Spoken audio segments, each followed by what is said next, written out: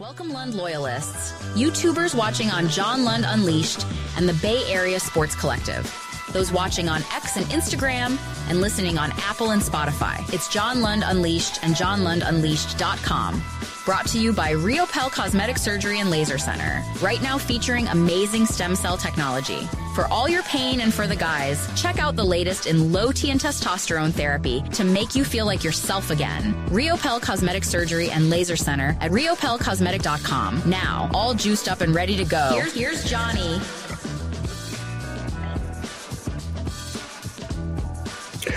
There it is right there. I have one stat that will decide the series between the Rockets and the Warriors. It's that simple. It really is. Thank you for joining us on episode 119. Thank you for making time on a Friday. Much appreciated. I hope you are great. I hope you have great weekend plans. I hope you hardly work at all today. I hope it is a wonderful day for you. Feeling great. Good morning, and I just ruined it. Nice to see you. Dr. 𝐟𝐸𝐵𝐿, by the way, you heard right there, 𝐟𝐸𝐵𝐿 Sports Medicine. I told you he was the one who did some stem cell with Bartolo Colon. And I have a Bartolo Colon video for you today. It's an anniversary of it. So 𝐟𝐸𝐵𝐿 Sports Medicine, they are the fine sponsor of the program. Make sure that you check them out. I tell you all the time, I'm doing the low T with Dr. 𝐟𝐸𝐵𝐿 right there in San Ramon. Well worth the drive if you're not in the East Bay. Incredible, Dr. 𝐟𝐸𝐿 and what it's doing for me. And I feel better and losing weight and all the great things about it. And like I said, I've done a low T therapy, low testosterone therapy for years and years, and was going in and getting those weekly shots, and it was like, man, this is no good. So quick blood test, you're going to feel great. 3-4 months at a time. You only have to go in a couple of 2-3 times a year, and you will feel amazing like I do with low T from Dr. 𝐟𝐸𝐿. And then the big thing that Dr. 𝐟𝐸𝐿 does and 𝐟𝐸𝐿 Sports Medicine is, and I tell you this all the time, is my wife is feeling great. We got that freezer with all the stuff, shoulder, elbow, foot. She's had all sorts of trouble, and she's feeling great nowadays because of Dr. 𝐟𝐸𝐿, 𝐟𝐸𝐿 Sports Medicine, fine sponsor of the program. Make sure that you check out Dr. 𝐟𝐸𝐿, and he can help you as well with all your pain. All you got to do is click right there. Sorry, wrong one. Click right there, I promise you, and there is, if you click it right there with your phone, you go straight to the website. You can make that appointment, feel great, whether it's the low T, whether it's stem cell and finding out more about that or any of the other procedures they do. Check out Dr. 𝐟𝐸𝐿 in San Ramon. And if you're not in the East Bay, like I said, well worth the drive. Great friends of the show and fine sponsors. All right, like I said, there you go. This will decide the series. I'll tell you about that stat in just a second. Go out to roll call in a minute. But before I get to the chalkboard, which tells you exactly what's going to go on the show, welcome to a Friday edition of the show. Please make sure on YouTube that you are subscribing. Please tell all your friends and enemies so that we can expand the community. Also, if you give us a like, that helps the algorithm as well. They go, oh, okay, we'll recommend this to other people. So if you would just take a second, hit that like button, we would much appreciate it. If you're watching on X at John Lund Radio, on Instagram at John Lund Radio, please migrate over to YouTube. Look at John Lund or look for John Lund Unleashed. Make sure that you subscribe. Tell all your friends what an enjoyable time you had, how it made your day, all those kind of things. That would be outstanding. Also, Bay Area Sports Collective. We're also on that YouTube channel. And you're like, Lund, why are you on 2 YouTube channels? Very, very simple. My channel here, plus the Bay Area Sports Collective, which we have live shows all day today at 11 o'clock, Polymac and Polymax Particles with Creative Tony. That at 11 a.m. Pacific. And then Tom Tolbert will jump on as well this afternoon on a Friday edition. Plus, we've got more shows coming. I'll let you know when I can. I let one cat out of the bag, but I can't do that. So you gotta stay tuned because we're adding all sorts of other stuff. So Bay Area Sports Collective, and you will be in the know, and you'll be the first to know. So whether you're watching on X, Instagram, Facebook, any type of way, Twitch, thank you. But we'd love it if you migrated over and we're part of the community on the YouTube channel at John Lund Radio. All right. As far as episode 119 is concerned, actually, if you're with the show on a regular basis, can Giants offense keep it up? I had that same thing there yesterday. Starters not good. I had that same thing there yesterday. Now, Hicks, no credit. I'll explain that because he had a bumpy first inning, but then he ate up innings, which is a great thing, and went 7. That's fine and all well and all good, but the first inning counts. So we'll get into that. Golden State Houston preview. As I told you, there's one stat that's going to decide this whole thing. The NFL draft It's nothing against Mr. Banks, who everybody has the Texas offensive tackle / guard going to the 49ers at 11. I don't see it, but we shall see. Brock still, everyone's panicking again. I guess this has to happen every couple of weeks from a national level, which then trickles down to the local guys, but I'll straighten you out on that. Random stuff happens throughout, and I have a wonderful, sweet, clean, family-friendly Caboose pistol. And oh, by the way, just a quick hit before I get out to the roll call and say good morning to everybody. I have a new little section on the YouTube channel and near the bottom, and I'm just putting Caboose pistol there. So you can check that. It's at the bottom, but if you like Caboose pistol stories, I archive the Caboose pistol stories I do every day and put them in a nice little fancy package with music and stuff. So if you want to hit on those, go to the YouTube channel. You'll see at the top of the show, and then go down, keep going down. And at the bottom, you'll see the Caboose pistol. If you enjoy Caboose pistol stories, I've probably got 3 or 4 up there, but we'll do them every single day. So after a while, there'll be a ton of them down there. So make sure you check out that portion of John Lund Unleashed. All right. Good morning. Good morning. You know everything that's going on, and we're going to get to it in a moment. But good morning. Look at Catalina there. By the way, I think I just followed you on social media. I saw something from you yesterday. I think it might have been on X or something like that. But good morning. Good morning to you. Good morning, Joy. Joy was his first in. Oh, maybe second in. Okay, that's still very good. Hi, Nathan. It is great to see you. Smash that like button if you would. It would really help things out. By the way, I hope you are in the room, because last time we did a nighttime show between you and Todd K, you guys had a great time and we were doing beers. So I was remiss in saying that the Angels and Giants go at it tonight from lovely Anaheim, California, which is very close to the place that I was born and lived, actually, near Anaheim and the Big A growing up. But I'm not like Tommy. I'm not an Angels fan, but they do take on the Angels. I think it's 6:38. So maybe Krug and I will be on around that time, but we will have Bottom of the Pint tonight, where we're going to be drinking beers and watching the Giants. So tune in tonight on both this fine channel and the Krug channel. If you're going, just a word to the wise, if you're doing supers and things like that for us to chug beers, if you would do it in my room, because I get tipped on mine, he gets tipped on his. I'm not pressuring you. I'm just saying. That's all. Good morning, Baba Booey, Baba Booey. By the way, I think you hit me up with something that was a great point. I got to go back and check it. I know you hit me up, and I know I read it, and I got to remember what exactly we said. Good morning, Christopher. It is great to see you. AJ, good morning. It's great to see so many people. Hello, Pine Needle. Nice to see you, my friend. Oh, we've already got a super that I'll get to in just a second. Thank you. You can super at any point. By the way, I love Fuji. I love the super that you have, because I have it in my notes, and we might as well just do it now. Bottom of the Pint tonight. Yes, sir. Around 6:30, I'm thinking. I think they said 6:38 for the start. So right around then is when we'll do that. So make sure that we do that. Where's your brunch? I need a brunch. I'm telling you right now, I'm sorry to go random in the roll call. If somebody said to me, we can go to dinner, lunch, brunch, or breakfast, I'd go brunch. I don't know what it is about brunch where you feel like, I don't know what, because you can get up anytime you want. You get there. A place by me in San Ramon, if you go to, what's that big outdoor center? I can't remember what they call it off the top of my head, but there's a place called LB Steak in there, and it's kind of overpriced as far as dinner, but they're doing a new brunch, and we're going to do that for, I shouldn't say this because my wife might be watching or listening, but we're going to do that for Easter brunch this Sunday, and it looks phenomenal with like the bottomless mimosas. They have a Bloody Mary bar.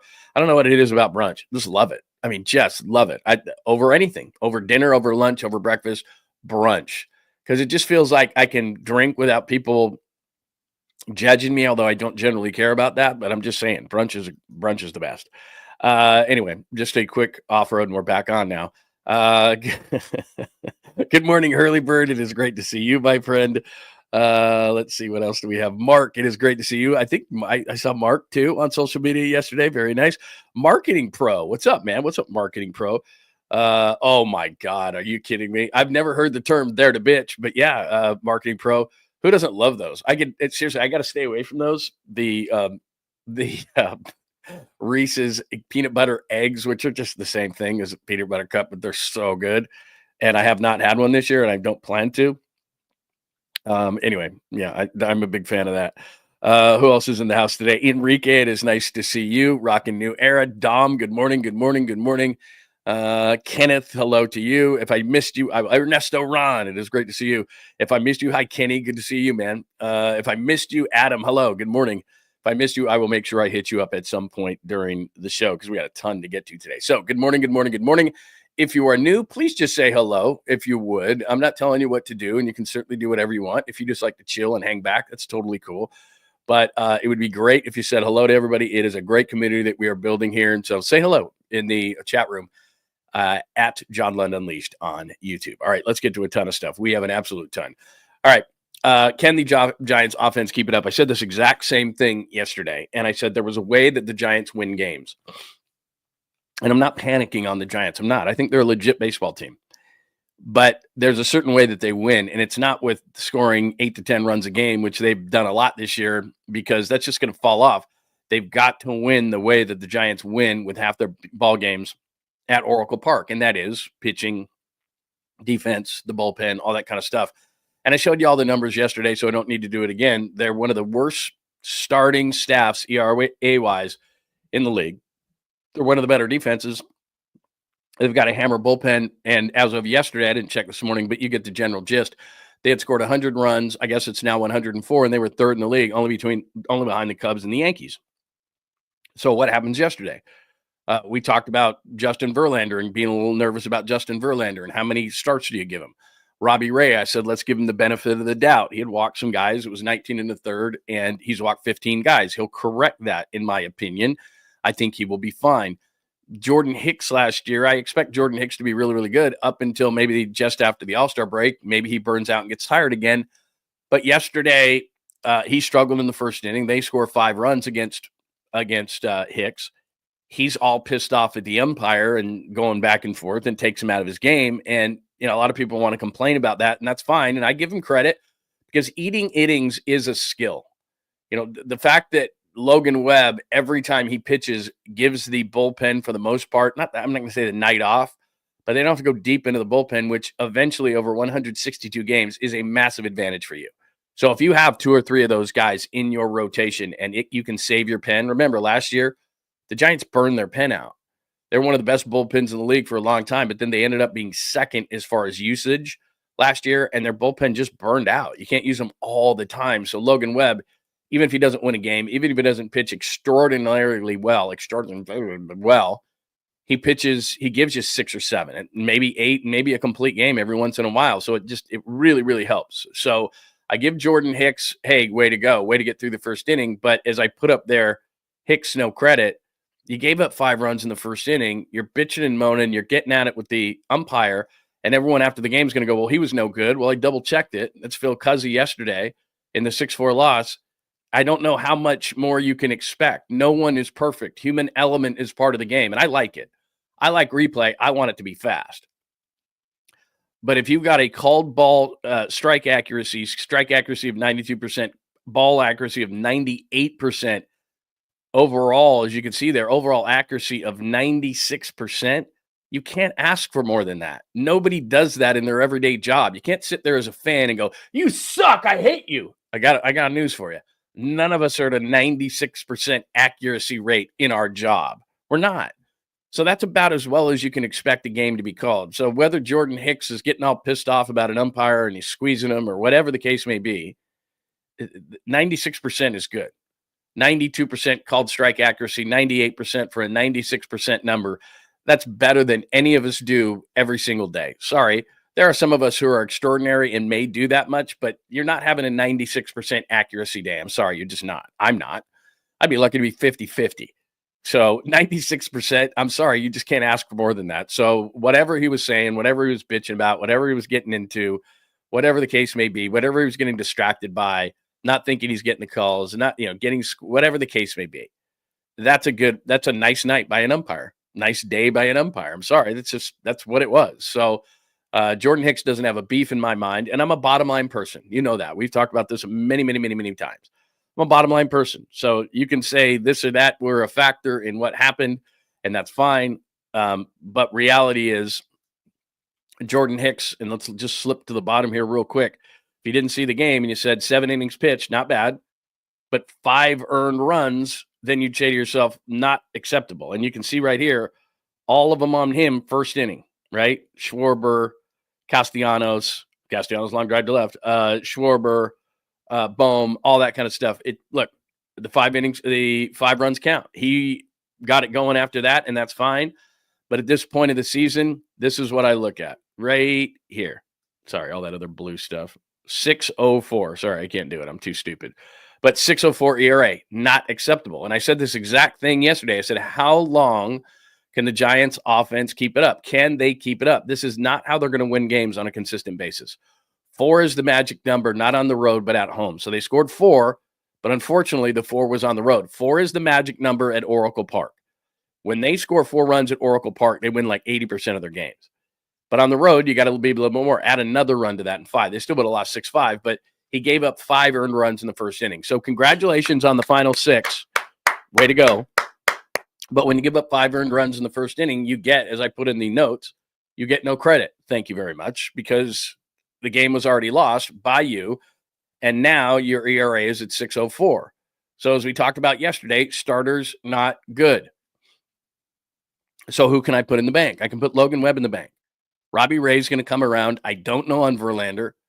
I've said the whole time I think Hicks' best role is as a 7th inning guy. Could you imagine if Hicks was in the bullpen and Rodriguez was in the bullpen and Walker and maybe Duvall comes around? But the longer Duvall scares the hell out of us, which is almost every time he pitches, then the more need there probably is for Jordan Hicks to not be in the rotation and for him to be throwing 102 out of the pen. Look, the final 6 innings, great.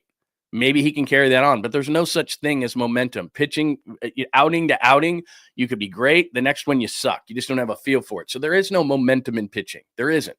You're either really, really good or you're not, or you're somewhere in between. I understand that. But it's not like Jordan Hicks pitched the final 6 and now next time out, that's the way he's going to pick it up. Maybe. But right now, the numbers are the numbers, and I'm a bottom line guy, and he's got a ERA over 6. And as a staff, starting staff, as I showed you yesterday, the Giants are bottom 3 in terms of starting staff ERA. They're number 2 with their bullpen. They have the second best bullpen ERA behind the Padres.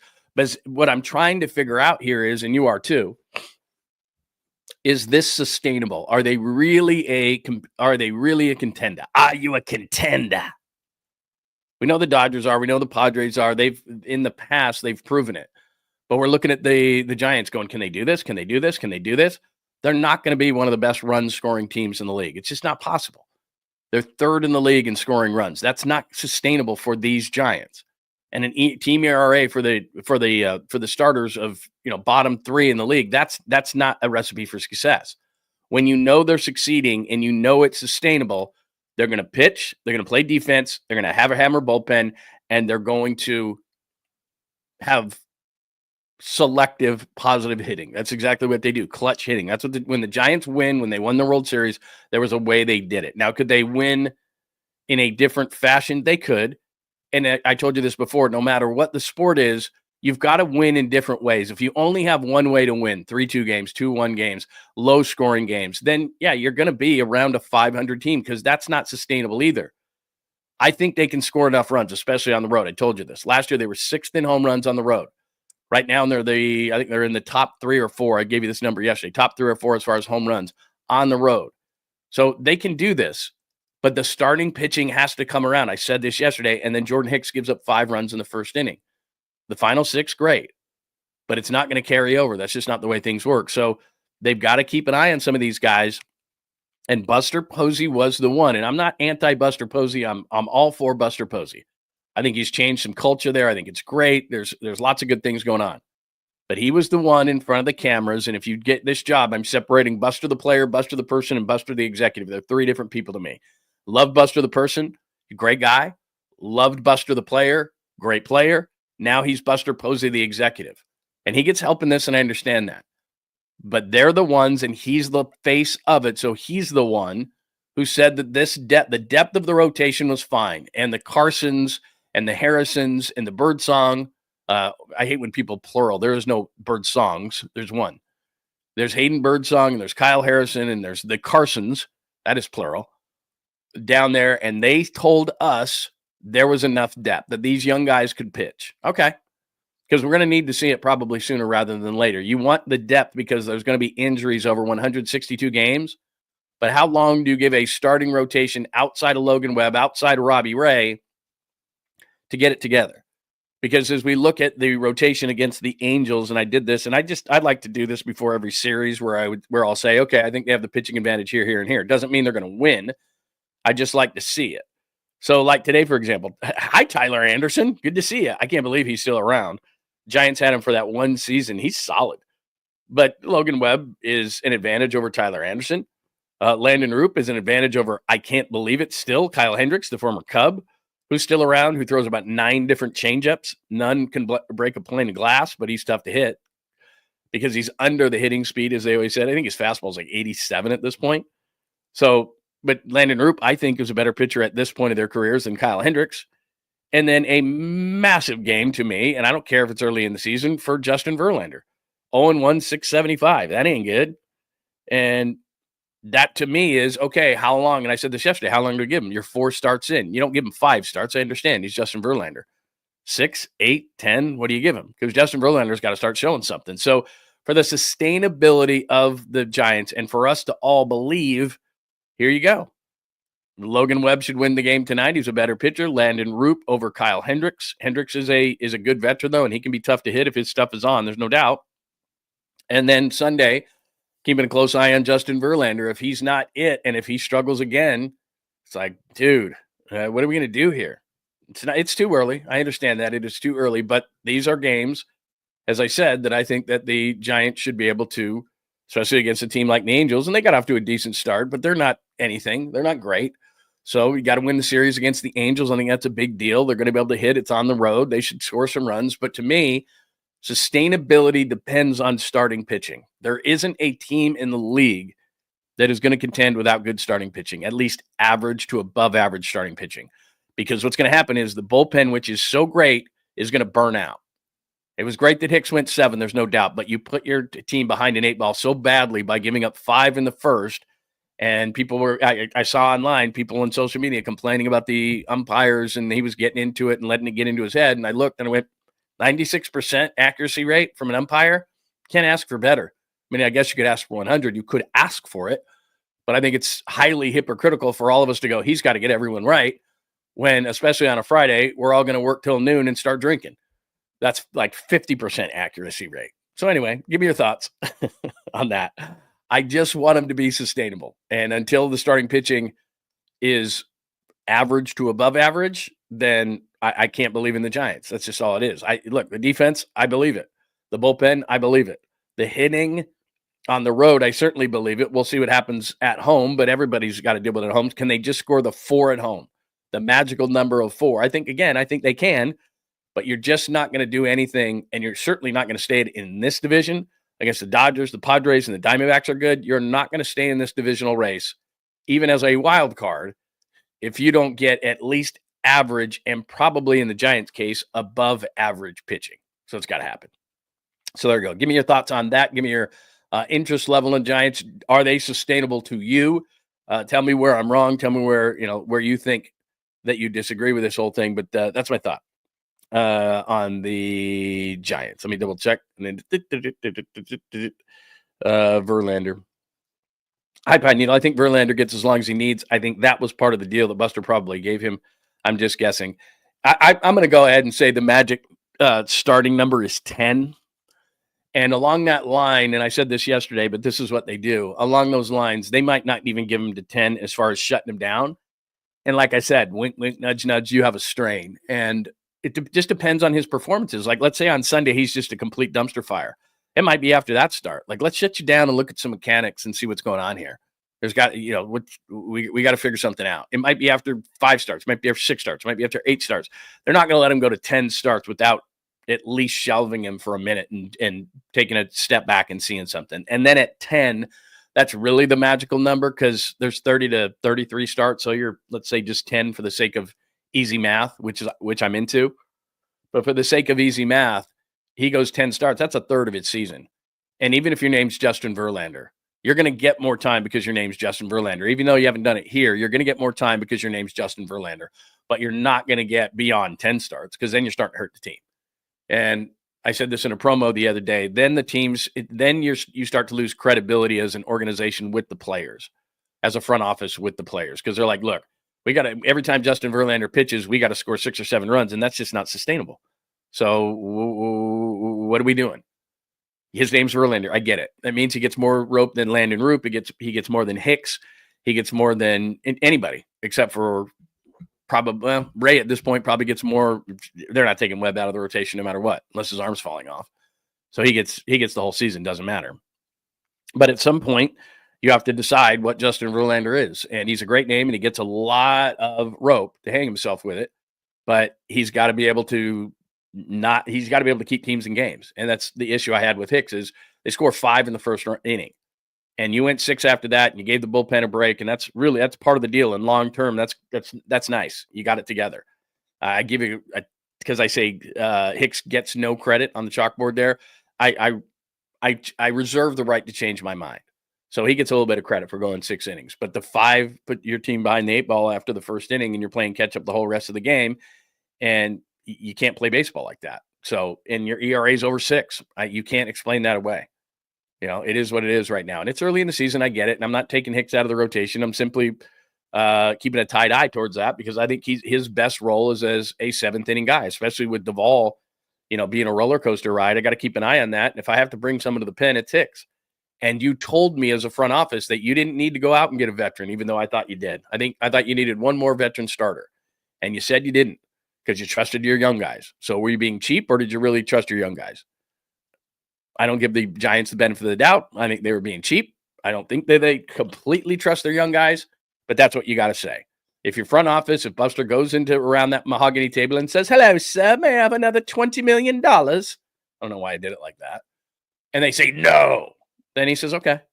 And then he tells the media he trusts his young guys because they wouldn't give him any money. And that's fine because now, I've said this before too, that now you get to the deadline and you say, "Okay, remember that $20 million you wouldn't give me? I need it. I need it for a stick at first base because my first baseman is hitting 102. I need it. I need that money." We saved it. You said if we were in contention, I could spend it. Okay, here we are. So there's the Giant side of things. Let me hit up the Warriors and Rockets in just a second. I told you that there is one stat that's going to be this whole series. But let me get to a couple of supers, and you can super at any time to guarantee that you get on the screen. Hi, Fuji. It's good to see you. Happy retirement to Lee Corso. He will be 90 soon. That is so cool that you brought this up because I have this, Fuji, on let me see. I have this in my notes today. He's going to do one more game. There it is right there. Lee Corso is going to do one more game right there. After 38 incredible years, Lee Corso is retiring. Multiple generations coach, blah, blah, blah, blah, blah, blah, blah, blah, blah, blah, blah, blah, blah, blah, blah, blah, blah, blah. And you can see him putting the head on. And this is cool. Reese Davis said this. He said they're not going to do that anymore. They're not going to have somebody else. He said that tradition goes with him, which is really, really cool. So I don't know how they're going to pick games at the end or any of those kind of things, but Lee Corso, they're going to retire that according to Reese Davis, which is really cool. And, I wanted to go off on this and I was going to do it a little bit later on the show, but since you brought it up, let's do it now. That show to me, I'm a massive college football fan, just huge. I get up every Saturday. My wife knows it. I watch that show. We didn't talk about it a lot on KNBR 95.7 when I was at both of those radio stations because, Stanford, Cal, it doesn't resonate with the numbers. We carried those teams on KNBR and KNBR sister stations, but we didn't talk a lot of college football. Now Tommy did, Tolbert. He's a huge college football fan. I'm a massive college football fan, but it's kind of like a radio DJ, music DJ.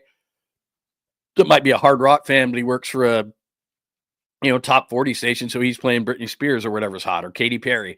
Doesn't mean that that's his thing. It's just that's just what he's doing to make a living. And I love college football and would talk about it a ton. And have been in markets and done national shows and so forth that talk a ton about college football. We just don't happen to do that in the Bay Area, and I understand why. And because of the ratings, we don't do it as much. But I'm a massive fan. And having said that, before Inside the NBA really took hold, College Game Day was the show, and I think it's number 2 behind Inside the NBA. I think it's absolutely great. I think it's brilliant that they go to college campuses, have that energy, do the signs. Herb Street hasn't aged a day. They bring on Nick Saban. They bring on the guest pickers who are absolutely phenomenal for the most part, which is really funny. You'd have to see Corso at the end. They just chemistry-wise, all these shows are about chemistry. And it's just like any personal relationship. You just can't fake it. On the first date, in the first 5 minutes, whether you want to continue a date or not. I remember when I got divorced and I'd be on dates and it'd be like, I'd be 2 minutes into this thing and I'm sorry, I'm just really blunt. And I remember this one time I felt really bad for this girl. It was a breakfast date or a brunch date. And she had driven all the way from Sacramento and it was in Walnut Creek. And within 2 minutes, we were talking and everything. And I just go, look, I don't want to waste your time and I'll buy you brunch and we can have drinks and laugh as friends and everything. But this just ain't working. I don't feel it. And she was pretty pissed off and walked off. But it was just like, I'm sorry, just chemistry's chemistry. And so you look at inside the NBA and it's just like, they have such good chemistry and I don't want ESPN to screw it up. And then you look at College Game Day, they have such good chemistry. Like it was Chris Fowler first, and then Reese Davis has done a tremendous job over the years. And whether, Desmond Howard jumps in there and Nick Saban jumps in there, whatever. But it was the original crew really was whoever the lead host was, Herb Street, Corso, and they just had a bunch of fun. And they treated college football the way it was supposed to be treated. And the fans gave it a ton of energy and kids were coming out there. And I've gone to the shows. I've been behind the scenes on the shows. The kids give it just tons of energy and the sign thing started and the chants and the rants and and then the mascot head just blew the whole thing up. And then at 9:01, they went to a college game and it was just like, cool. You're caught up on everything. It just, you can't fake chemistry and they just had it. And Corso and Herb Street had it and they just, and Saban added to it. I just remember Brian Wilson went on there, remember with the, the helmet and everything and all sorts of, I think just had tons of great, things there and gone to all these campuses. And it's just been such a cool thing. And so Lee Corso is going to be missed. It was time, you saw near the end there, like he would make occasional appearances, a lot of times on video and so forth. It was like, it was time. But in its heyday, when he was rocking and rolling, not so fast, my friend. I mean, just great show. Just a great show. Even if weren't a college football fan, you tune in on, Saturday mornings, grab a cup of coffee, flick on the set. And even if you didn't watch all the games all day long, like I did, like a big nerd, you at least could get caught up on everything. And then maybe you'd pick and choose and maybe watch the big game at night or whatever it was. And how amazing was that? Herb Street would be on whatever the campus was, still does it. Whatever the campus was they were at. And a lot of times that would be the big game, but a lot of times it wasn't. And so he'd be, I don't know, he'd be in Southern California in the morning. And all of a sudden, he's in Baton Rouge at night, like just taking a jet across the country. And then the dude's doing like the big game at night. You're like, damn, quite a schedule there, bro. But anyway, good stuff. So all due respect to Lee Corso. That is a great show. Was a great show, is a great show. And he's going to do one more appearance in week 1, which I'm sure is going to be unbelievable. So very cool. And then Fuji says, planning on grilling live for bottom of the pint. That's a great point. I am going to do that. Now, I'm glad you mentioned it because you know what I was going to do? I was going to go out and get beers, and then I always just, throw a hot dog on the grill or something. But they're actually the cheddar jalapeno ones that are really good. But now that you mentioned earlier that I'm going to grill, I am going to grill. And plus it's later. I think the starts like 6:38 or something in Anaheim tonight. So yeah, perfect. I might just do burgers or something though. I don't know that I want to do go through steaks and everything like that. But yeah, you know what? That's a hell of a good point. And you know what I'll do? I'm going to set a camera up out there now that you mention it and I have plenty of time. So after the show today, I'll because I have on my studio here, I have cameras, outside cameras and stuff to see if people are messing around. So I'll get one of those outside cameras, put it onto the grills. And like I said, I have right outside, right in front of me here. I have a smoker and a toker. Midnight. I have a smoker. I have just a regular grill to throw burgers on, and I have one of those flat tops. What are those things called? I can't remember. But I have a flat top, which is like for breakfast and everything. I have a grill and I have a smoker, and not less than 3 to 4 times a month, my wife will walk out here to the studio, walk past all of those grills and things, which is not my only vice, but one of my vices, and she'll say to me, "Do we need all of those?" And before she can even finish those, I say, yes, we do. I said, because tomorrow morning we might want a big breakfast and I want to do it inside. So we do all the bacon and the eggs and even pancakes and everything, make a huge breakfast on the flat top. Or we could do like fajitas or something or whatever. Like the flat top has an absolute use, even if I don't use it for like a month or 6 weeks. The grill, are you kidding me? Like just for fast burgers, we do the grill. And then the smoker, what are you kidding me?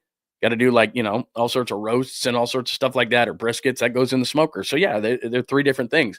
And she looks at me weird. And it's like, there is no just one, there's just, you can't just have one. One's a smoker, one's a grill, one's a flat top. We need them all. So don't, she's at least 2 to 3 times a month. And I'm like, what will it do to get rid of one of them. Like, it doesn't make any sense. You got to have all three. Depends on what we want, you know? So, yeah, two, maybe not 3 to 4 times, 2 to 3 times a month. Absolutely. 2 to 3 times a month. Easily. She asked me to get rid of one of them. I'm like, no. All right. This will decide the series. This is the show cover today, and this is going to decide the series. This is going to blow your mind. You may know this, you may not, but here's the deal, okay? So one stat will decide the series. And you know, one of the Achilles heels of the Warriors is rebounding, and in particular, offensive rebounding. Teams that offensive rebound against the Warriors well, second chance points, kills the Warriors, size, all those kind of things. Well, this is offensive rebounds per game in the NBA. So Houston's number one in the league, 14.6 offensive rebounds per game. Then the Warriors aren't bad. You can see right there at 5 at 12.6. But the Rockets, 14.6, and that's what kills the Warriors. Second chance points in the league. Rockets, number one, right there.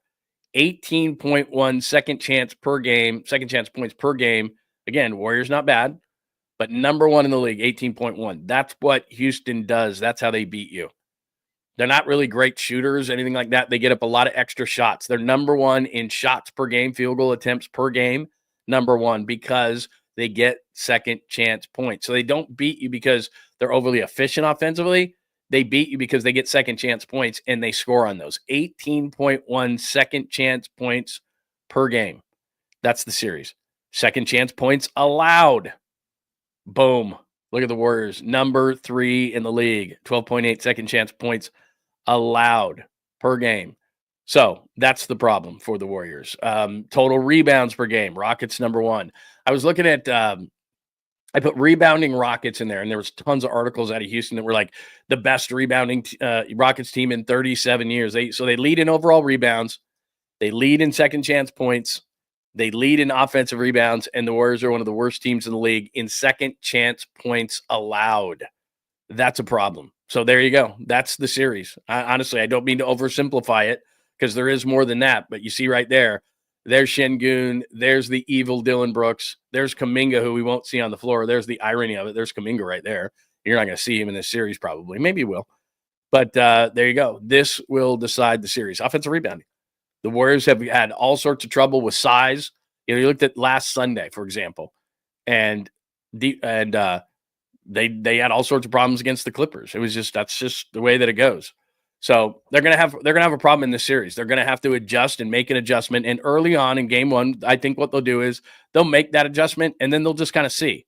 But the emphasis right now for the Warriors, number 1 on the list, honestly, number 1 on the list is not how do we get Steph Curry open? How do we do this? How do we do that?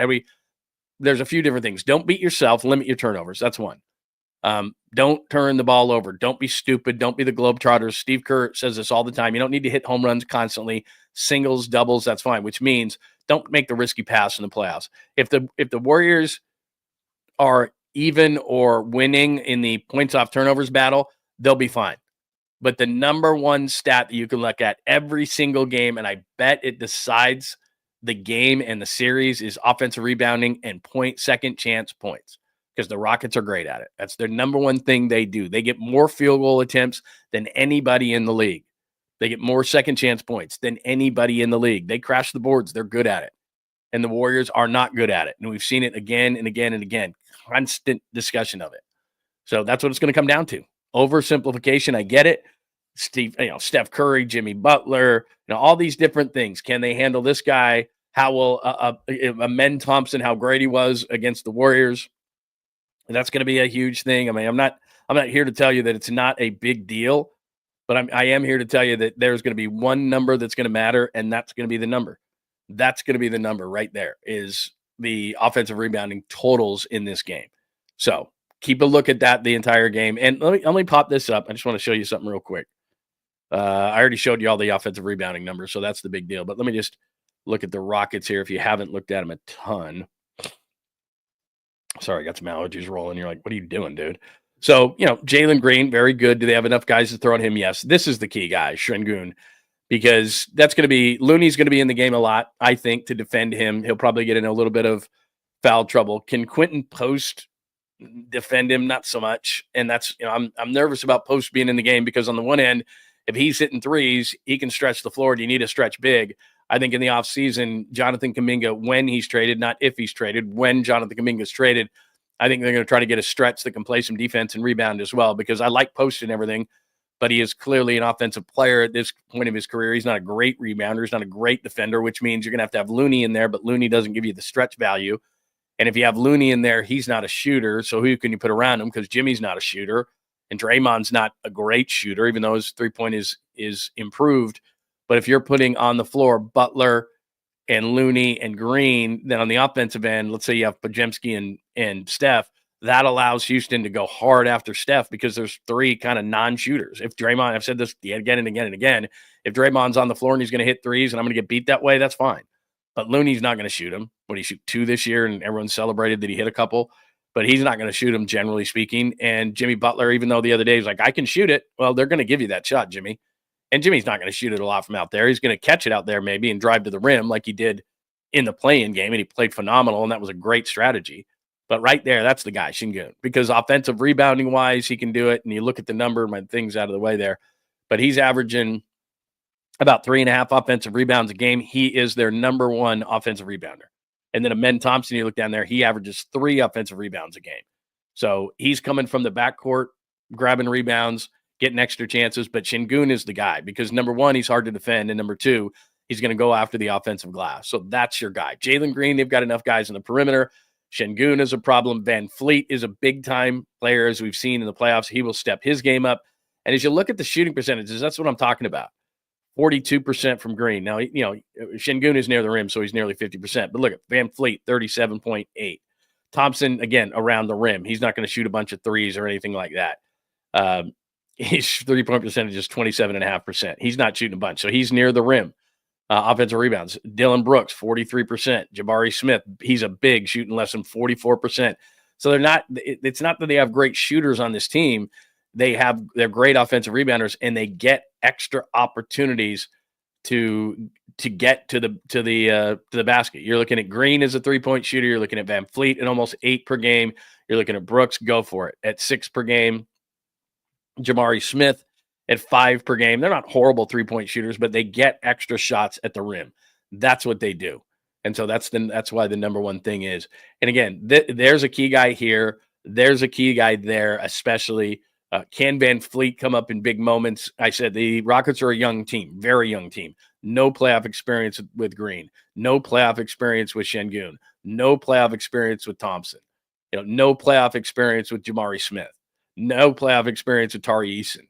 So these two guys, Brooks is, and I told you this yesterday, his main job is to irritate Draymond Green, get Draymond Green off his game, piss him off, get him technicals, get him out of the game.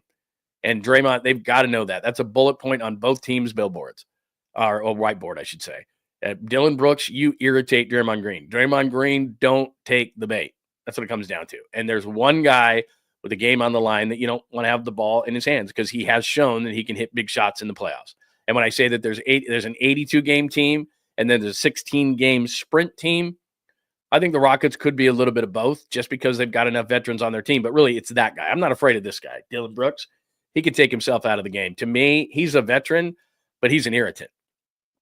And I don't think he's going to be a major factor in the series. He just never is against the Warriors. So this is the guy when game's on the line. Bunch of young guys and how they're going to perform when the game gets ramped up in the playoffs. And Sunday is a huge game because how does Houston respond right out of the gate? There's the building is going to be bonkers, because they're the Warriors are the number one team they hate. There is no James Harden around. There is no Chris Paul around. There is none of those guys left. What they do, miss 27 straight threes in that, game 6, right?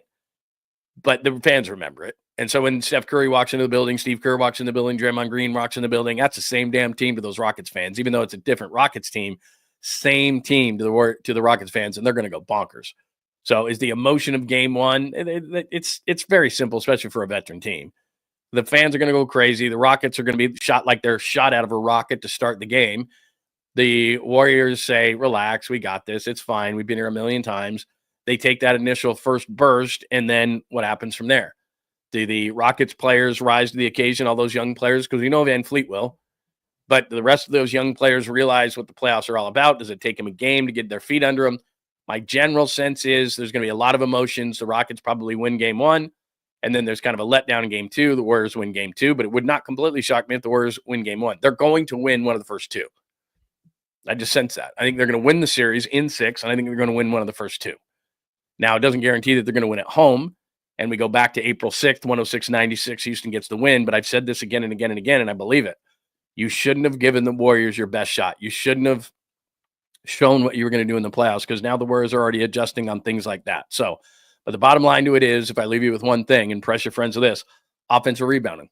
That's what Houston does. It's the whole reason that they're where they are. Not the whole reason, but it's one of the main reasons they are where they are. In fact, I think it's number 1. They're the number 1 rebounding team. They're the number 1 offensive rebounding team. They're the number 1 team in second chance points. And the Warriors are one of the worst teams in the league at allowing second chance points. So Steve Kerr, right now, as we speak at 9:05 a.m. on Friday, April 18th, they are working on offensive rebounds. They're either talking about it, working on drills about it, whatever the case may be. Draymond Green, your defensive player of the year. You know what that means? You know what finishing a defensive possession is? Getting the rebound. I don't want to hear about who you're stopping. I want the rebound. You need to get it. That's why Looney, I think, is going to be a major part in this series that nobody's talking about. Because Looney's a guy that in the playoffs before, he's gotten 16, 18, 20 rebounds. And if I'm Steve Kerr, I'm saying, look, we're giving up one thing on the offensive end. We're giving up floor spacing and the ability to get a Quentin post onto the floor so that we can rebound the basketball. And that's what it comes down to. So I think Looney, it's series to series, right? I tell you this all the time. Matchups. The number 1 stat is offensive rebounding. Who's the best Warriors rebounder? It's Looney. So Looney's going to play a lot in this series. That's just going to be. Now they'll see if they can do it without him. But I think I have just a sneaking suspicion based on the numbers, not so sneaking, a fact that Looney's going to play a lot in this series. So it's going to be Looney and Green and Butler and Curry and Podziemski.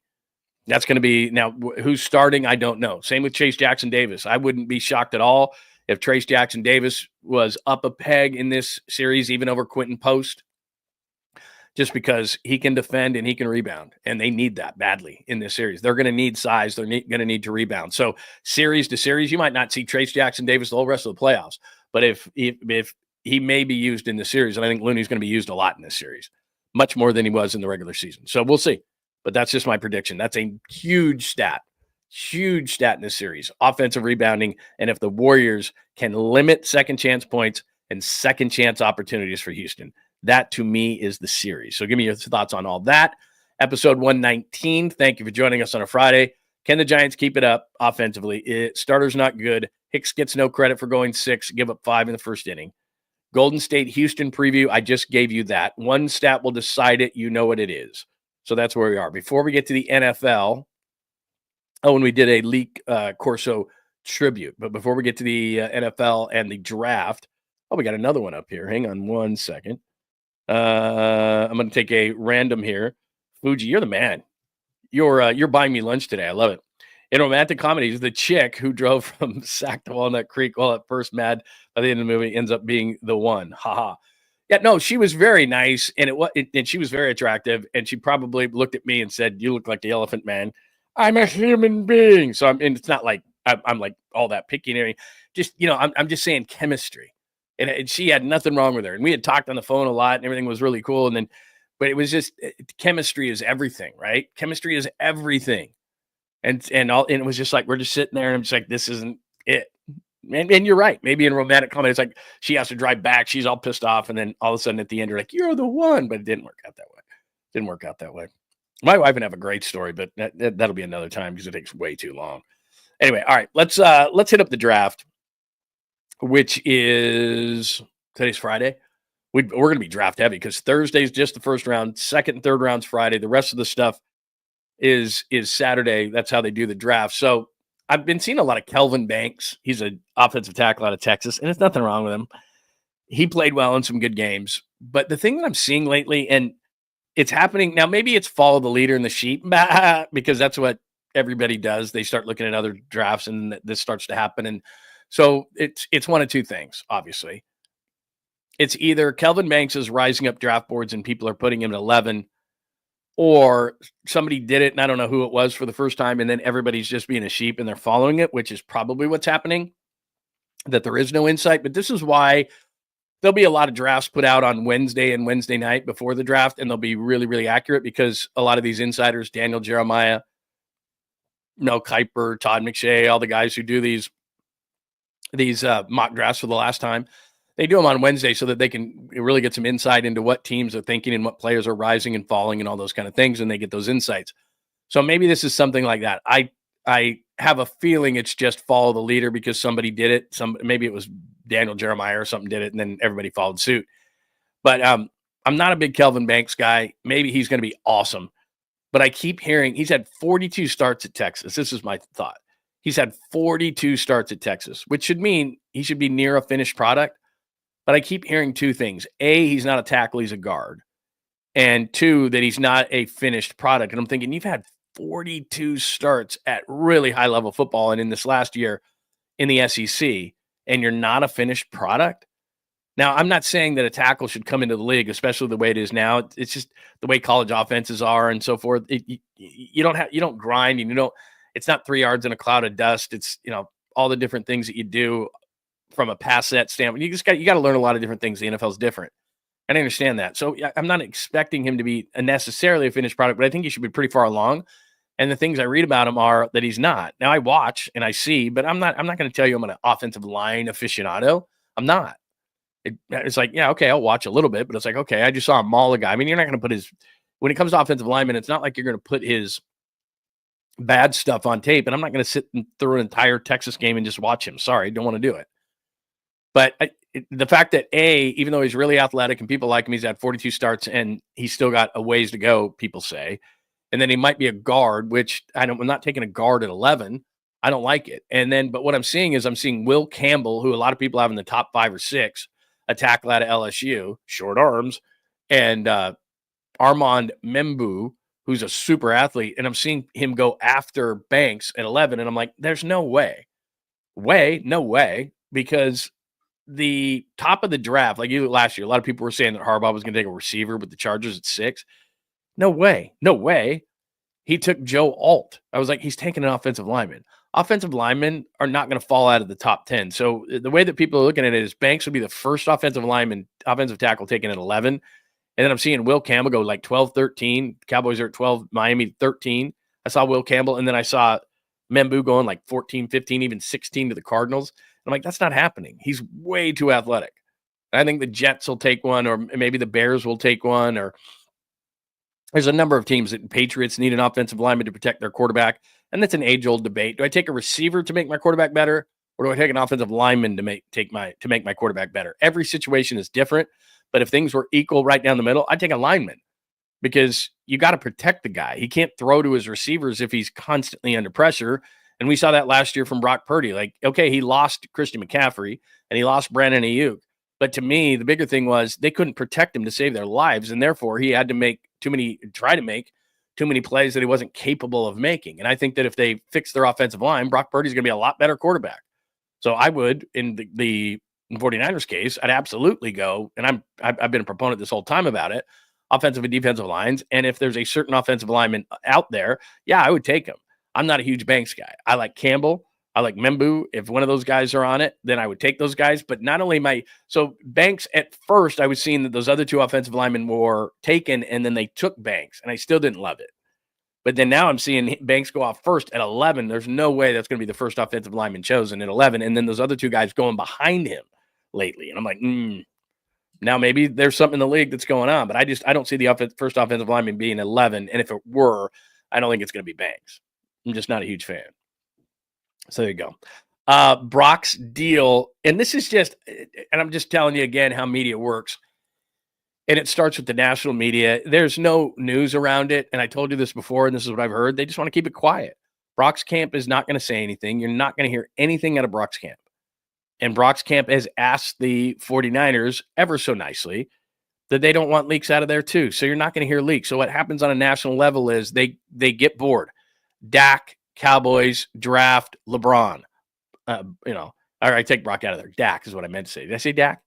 Dak, draft, LeBron, and then a wild card. Like that's the 4-thing rotation that ESPN does. What's the 4th thing? So draft right now is a big deal for them. Dak is always a big deal in the Cowboys. LeBron is always a big deal. There'll be maybe another playoff thing, and then there'll be a random thing that happens every single day, like Lee Corso they're talking about a ton, not really on their talking head shows, but there's like 4 or 5 things that they talk about in a rotation, right? And then every once in a while, a producer will say, we haven't heard from Brock Purdy in a while. Let's bring that up and say how there's that the negotiations are going poorly because we haven't heard anything. Yeah, then Brock Purdy, we just haven't heard anything, and that's bad news. No, it's good news.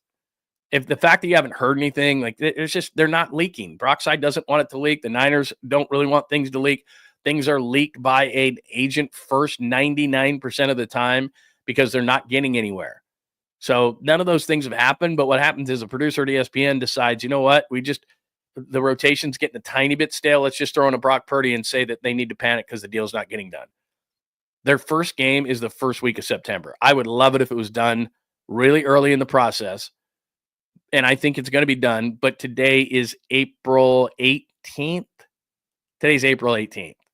I would start panicking at some point in June. So we're looking at maybe 45 to 60 days. And then you can come back to me and say, okay, what's going on here? Because I want them to be, when they're on the field for the first time, I want them to be there. If it's not, it's still not the end of the world. It's got to be done before training camp. That's absolute drop dead. And normally deals get done in absolute drop deads. So it'd be really nice if it was done in June when they get on the field. It would be. Early June would be really nice. So we're looking at what, 6 weeks? About 6 weeks is where I'm thinking. Absolute drop dead date is training camp, before training camp, not during training camp, not Brandon Ayuk training camp, not September 6th, Nick Bosa, none of those dates. But we got about 6 weeks is the drop dead date. And then after that, the real, absolute positive, yes, and you can panic all you want is first day of training camp. It's got to be done by then. And I do believe it's going to. So anything before the next 6 weeks is just fodder from a producer at ESPN that trickles down to the local. That's it. That's how it works.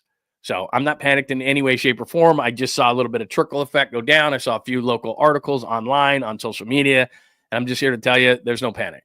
And the fact that there is nothing coming out is good news, because what happens is where the leverage game starts is when you start hearing leaks about certain things and they get loud, that means it came from an agent.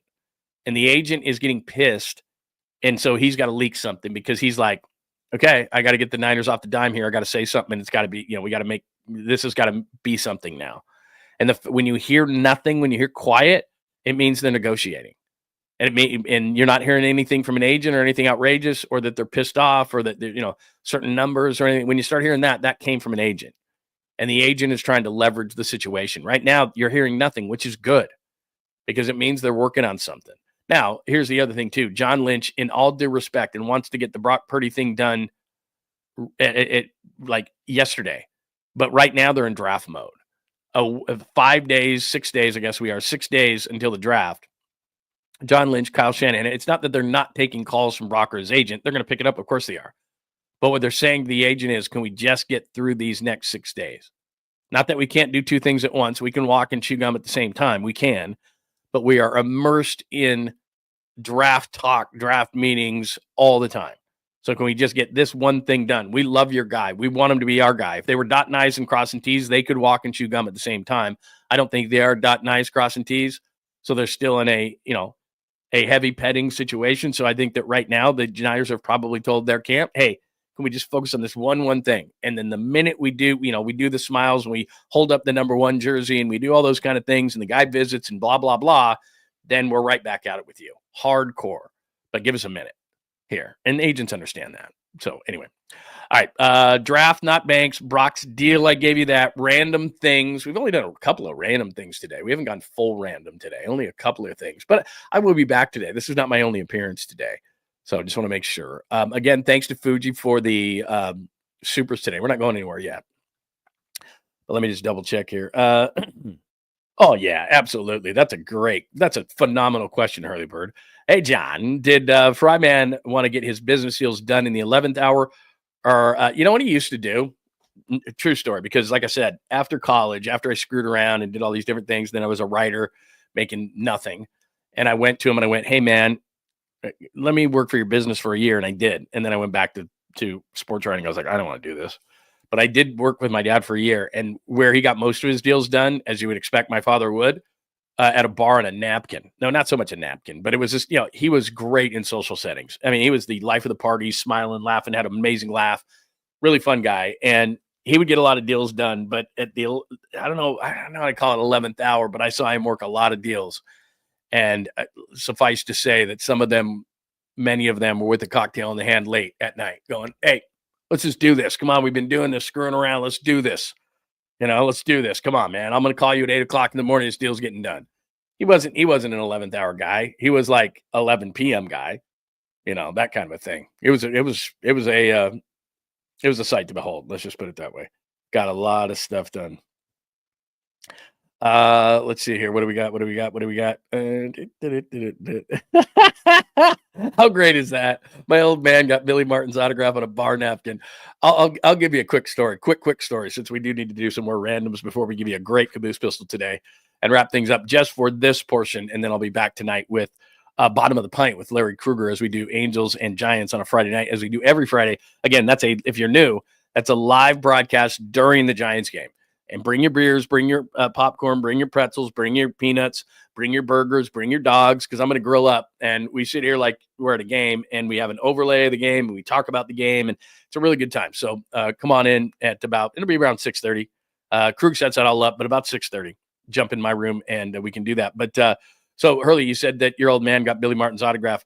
So my dad, you probably know this if you've been to Chicago enough times on Rush Street. My dad's originally from Chicago. And there's a huge food show. I can't remember what it's called, National something or other. It's the biggest one of the year, and it's in Chicago. So when I was working for my dad, I went back there to that thing, and it's unbelievable. Never seen anything like it. Every food distributor, every food company, every drink company, every beer thing, and they have all these booths set up, and they're just extravagant. I mean, Budweiser sets up a bar in the middle of this whole thing. It's just by 3:00, people are like, we're out of here, and they start drinking. So anyway, it's probably midnight. And I've told you this before. I got to pop up a picture of my pop sometime. But his name is George, just like my son. And he looks a lot like George Steinbrenner. He looked. And George Steinbrenner's passed as well. But, his hair was very similar. He looked a lot like George Steinbrenner, thinner, but looked like George Steinbrenner. And back in those days, if you're younger, George Steinbrenner, a lot of people hated him. He was kind of a Jerry Jones-ish type of a figure, but he was the Yankees, and they used to buy everybody. And so people just resented him and resented the Yankees. And I'm trying to think of an owner that's even more kind of a combination of like Mark Cuban, Jerry Jones, people didn't like him. And so certain people didn't like him. And we're in Chicago, and we're sitting at a bar, and it was a place called The Lodge. You probably know it, but it's a really thin bar. Okay. So if you're sitting at the bar, there's not a ton of room behind you. It's a long bar, but it's just, there's not a heck of a lot of space. So when you're going by the people sitting on the bar stools, you're kind of just like this, going by them. So it's like midnight or something, and we're having a good time, and we had probably been getting after it a lot of the day. My dad was a work hard, play hard kind of a guy. And so he's sitting at the bar at the Lodge in Chicago. And it's probably around, 12:30, whatever. People had been overserved. Let's just put it that way. So we're having a cocktail or whatever. And this happened to my dad all the time. And he would joke around with it. And he'd just write George. Can I have your autograph? Sure. How the Yankees going to be this year? They're going to be great. And he writes George, And so anyway, a guy says to him, and he's thinking the guy wants an autograph or something again. And my dad was jovial and funny and all that kind of stuff. And turns around, and the guy says, George. And my dad says, yeah. And remember, it's this big food show. So at first, I think he's thinking that he actually knows the guy. And he goes, something about the Yankees, makes some snide remark. And then the guy forearm shivers my dad in the neck. Like he turns, like I said, it's a really thin bar. And I don't know, he's a Red Sox fan or something, literally takes it and forearm shivers my dad in the neck. And of course, my dad's a popular guy. I mean, the guy gets jumped. And believe me, I'm in there. I'm not a tough guy, but I probably elbowed the guy a couple of times in the face. But anyway, and then the whole thing breaks up. But anyway, long story short is, so you brought that up with Billy Martin, and that's a Steinbrenner story. But yeah, the guy just flat out just goes forearm shiver right to the neck of my pop.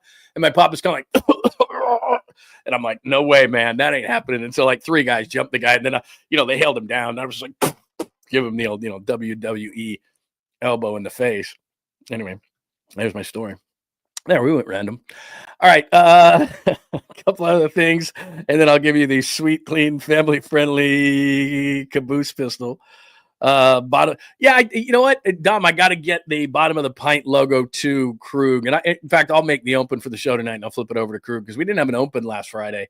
So yeah, absolutely, I love the new logo. It's absolutely great. I got to check that out. All right, what else do we got? Billy Martin. Oh, you know more than I do, Dom. You know more than I do. What's going on here? Rod Brooks on Pauly today at high noon. Breaking news. Breaking news. Not going to tell you what it is. Breaking news. So high noon today, make sure that you are subscribed to Bay Area Sports Collective. Bay Area Sports Collective breaking news today with Pauly Mack and Creative Tony, and Rod Brooks joins the show. And I know Tommy's making an appearance at some point today too. So we got shows all day long today, but make sure you hit up that. And then at 6 o'clock today, or sorry, it's about around 6:30, I'll be on with Larry Krueger, and we'll do Bottom of the Pint broadcasting live during the Giants-Angels game. And it's just purely for fun. You get fined if you bitch about the Giants, all sorts of stuff like that. So we're going to have a great time today. 6:30-ish, be on this same channel, and I'll be on there with Krug.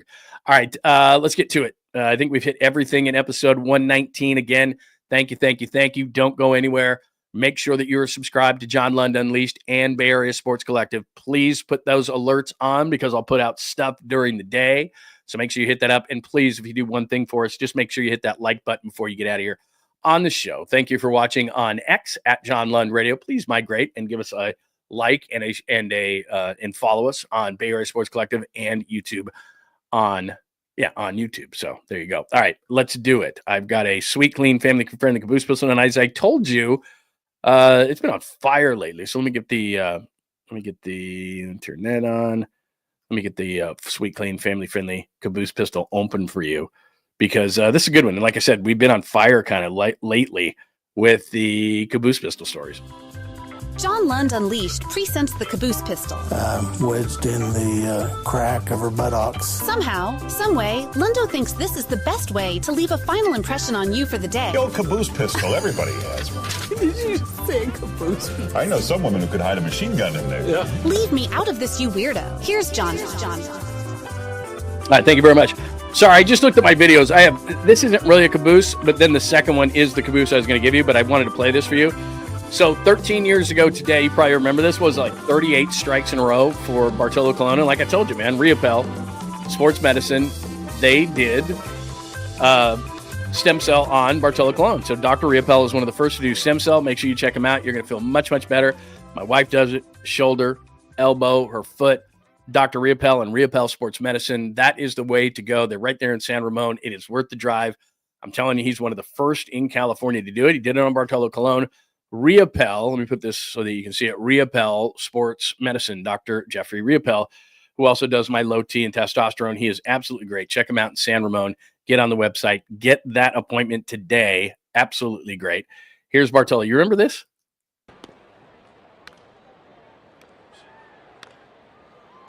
Try to hit one of them. Trust me.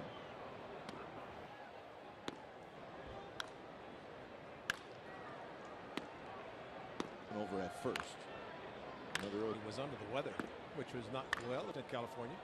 Saw that and ceremony. They hit her. 0-2 pitch. Back to work. Put us in the first inning. It's got to be like a. Mobility just throw strikes. I think that every pitch you're paying attention. Swinging. Strike. Strikes. 𝐸𝐴𝐵𝐿. That's. So there you go. 38 consecutive strikes. 38 consecutive strikes from Bartolo Colon, and that was April 18th, 2012. And I remember it like it was yesterday. It was unbelievable. Like, is he ever not going to throw a strike? And you know, they're like set up pitches, and he's got 2 strikes and a guy. And Bartolo's like, hell with it. I'm just going to throw it in there, and we'll just see what happens. 38 consecutive strikes. I don't think that's ever going to be broken. You know, we talk about records that will never be broken. I'm going to go out on a limb. That's never going to be broken. No one ever is going to throw 38 consecutive strikes.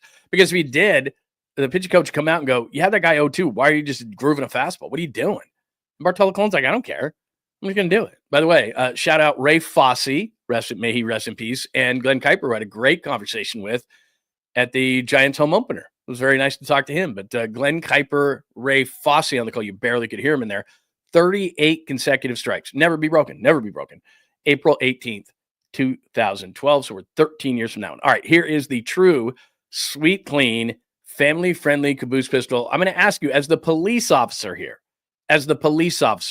what would you have done? Watch.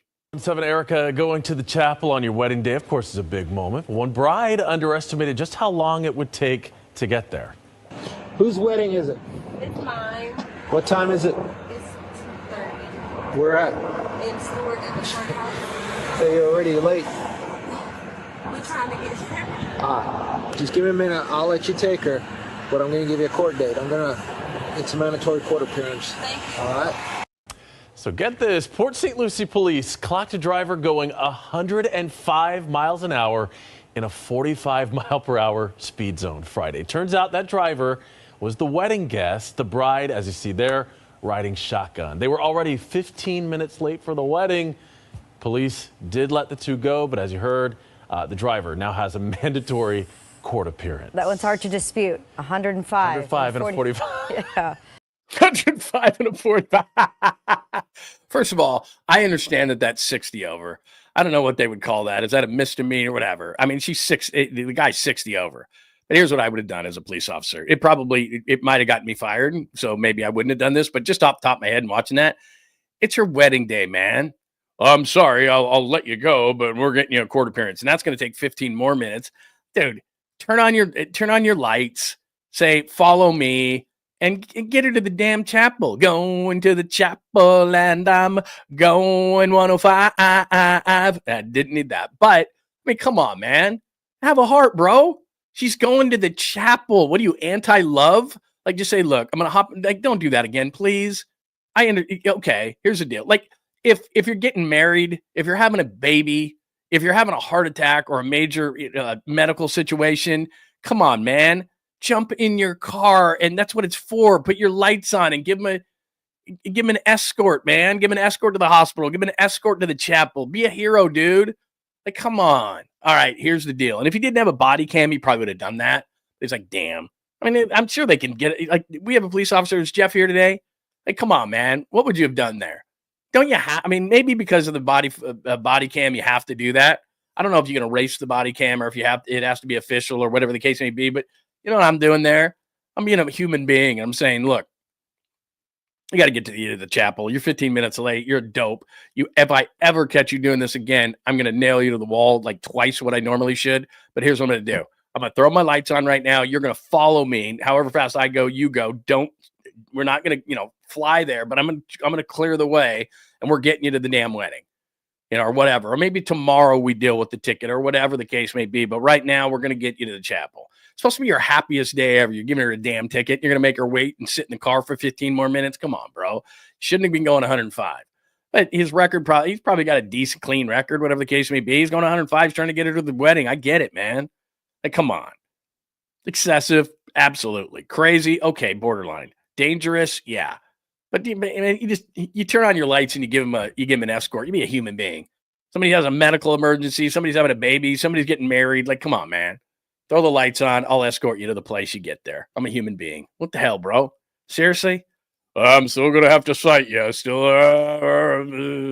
I know he's going 60 over. It's pretty outrageous. I don't think I've ever gone 105 and a 40. I've probably gone 105 and a 75.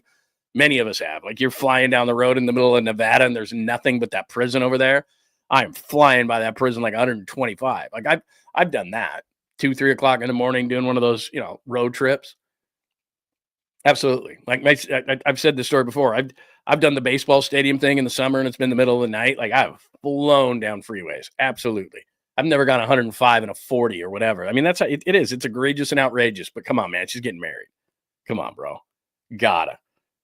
What do you think? Let's get some thoughts. Why was she running?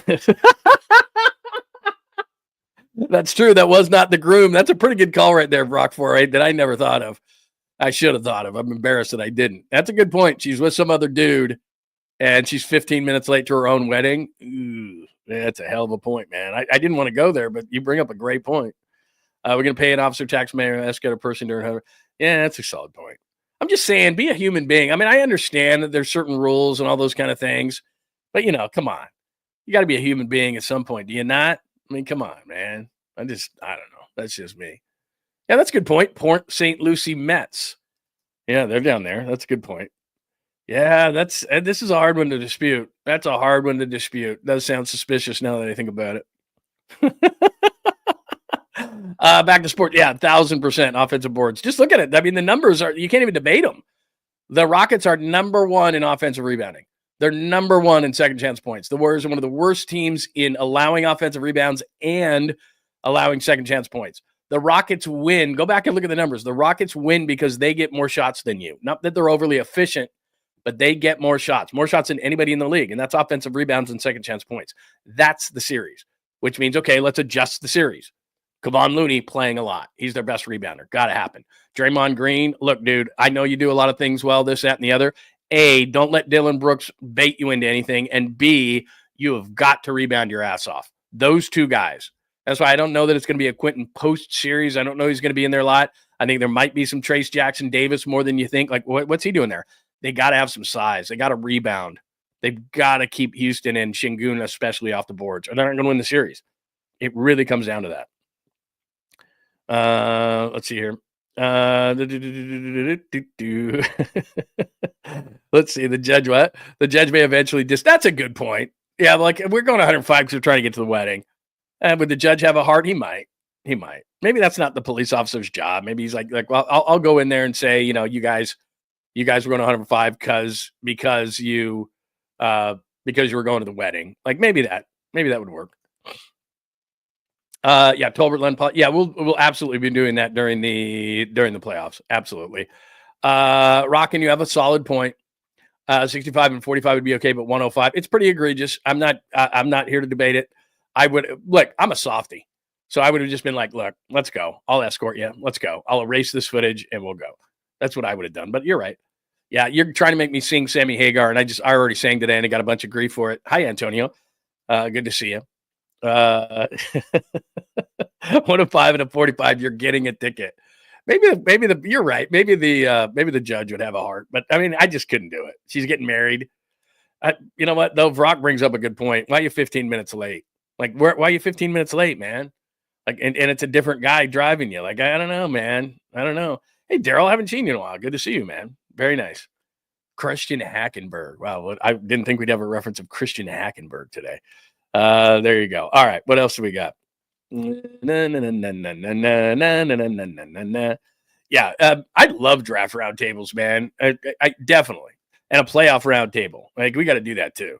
We got to do all that stuff. All right, let's see. I think that's good. Very cool, man. Very good to see everybody today. I'm glad everybody is doing very, very well. Yeah, I was playing GM John today. I don't know. Maybe Banks is going to be a great player. I don't love it, especially if Campbell and Membu are on the board. I really like those guys better, but I could be totally wrong.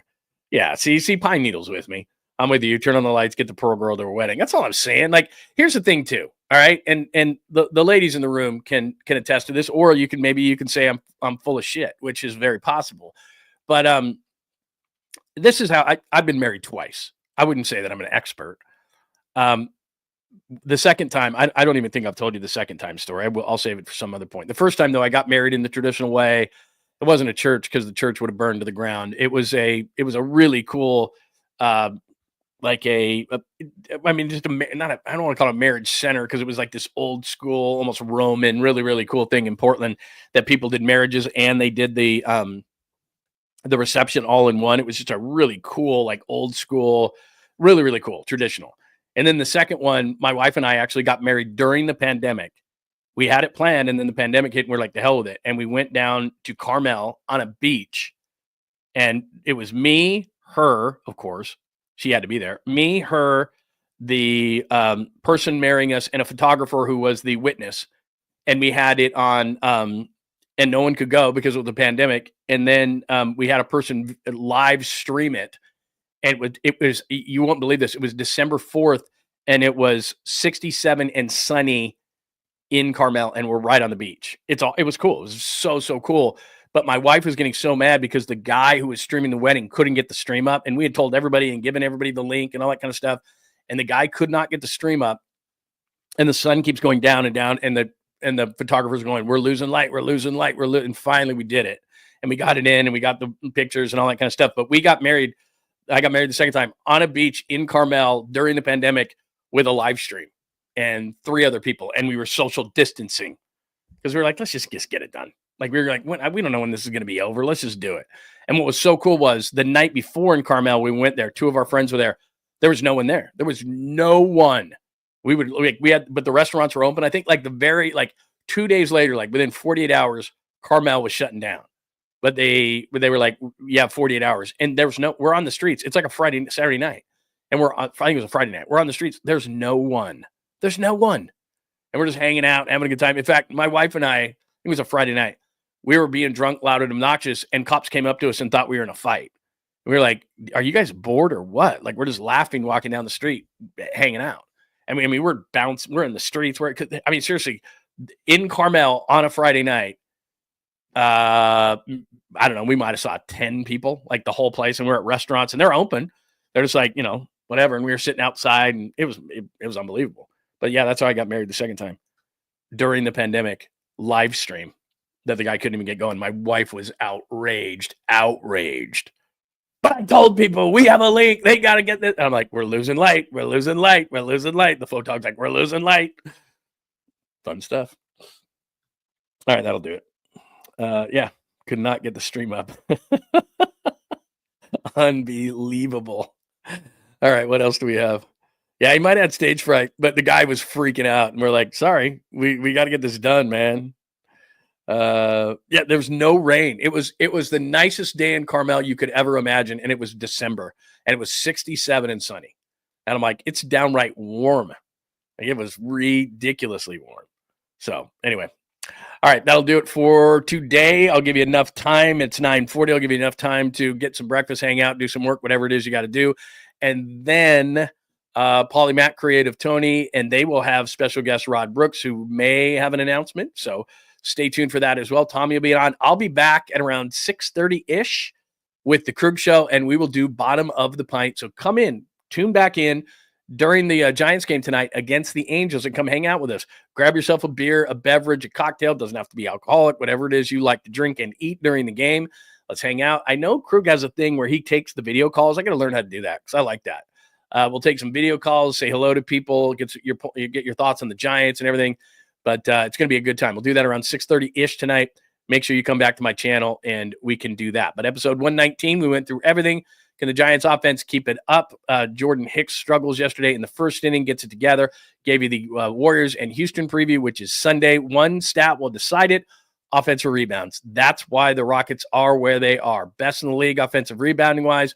Overall rebounding, they're the best in the league. Second chance points, and that's a problem and has been a problem for the Warriors.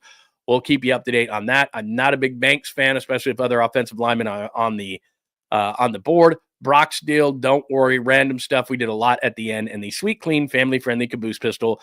Hopefully she had a beautiful wedding. Yeah, but so get this. There. Port St. Lucie police clocked a driver going 105 miles an hour in a 45 mile per hour. Yeah. We know. And that guy does look suspicious now that I think about it, Brock 408. So, wow, there you go. All right, that is everything for a Friday edition of the show. Please make sure you're subscribing on John Lund Unleashed and on Bay Area Sports Collective. Thank you, too, for watching on Instagram today. I'm watching on Instagram. Lots of good people on the Instagram feed today. Thank you for watching on X as well. If you would all migrate over to John Lund Unleashed, please join. Please subscribe. Please give us the thumbs up, the like. That helps the algorithm, and also keep those alerts on so that you know when I'm on or when I post things. That would be outstanding. Polymath coming up soon with Rod Brooks on the show, Tom Tolbert after that, and I'll be on at about 6:30 with Larry Krueger. Have a great rest of your Friday. Thanks for tuning in to John Lund Unleashed. Thanks for hanging out with John Lund Unleashed. We'll try to be better next time, though I wouldn't hold my breath.